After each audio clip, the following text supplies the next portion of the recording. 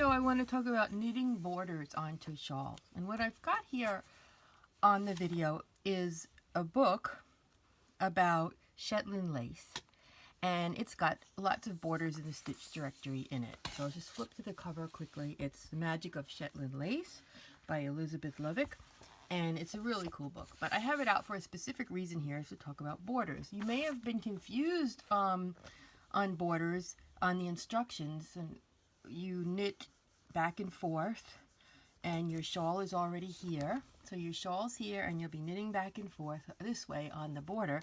And on every other row, you join it together. You decrease like knit two together or SSK to join it to the live stitches on the shawl. So it's a really elaborate bind off.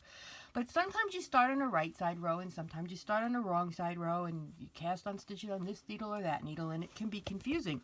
And the reason is that they're not always charted or written out the same way. So this one that I'm showing you here, you'll see there's the regular chart rows here, and then on the edge it's not marked for joining, it's marked for knitting separately. But where I've put these yellow dots, you would do a decrease with the last stitch of the border and the next live stitch on the shawl.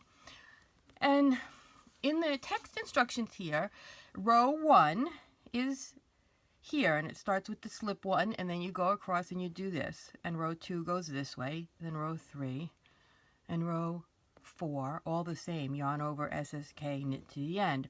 And so when you're starting on this side, whereas row 1 starts with that slip stitch and then you do the stuff, row 2 starts with yarn over SSK, then you do the stuff. When you start a chart on the right side edge, that's a right side row, and when you come back, you read the chart in the other direction because you've turned your knitting and you're going in the other direction, and that's a wrong side row. But the text in this case doesn't say right side and wrong side rows, and it doesn't really matter because it's worked on garter stitch. So there's right and wrong side it's pretty much reversible when you look at it. But you knit some rows this way, some rows that way, turning your work back and forth and going back and forth across the chart.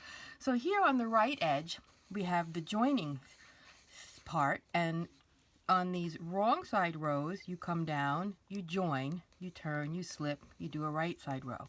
Wrong side row, you come and join. So you're joining on the wrong side row, and the photo here as well as the chart shows the points pointing out towards the left. Sometimes, however, borders are charted and shown this way.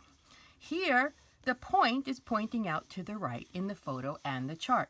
And I've got this edge marked, and in the text it says row 1, start with yarn over SSK, knit to the end. So that's a right side row.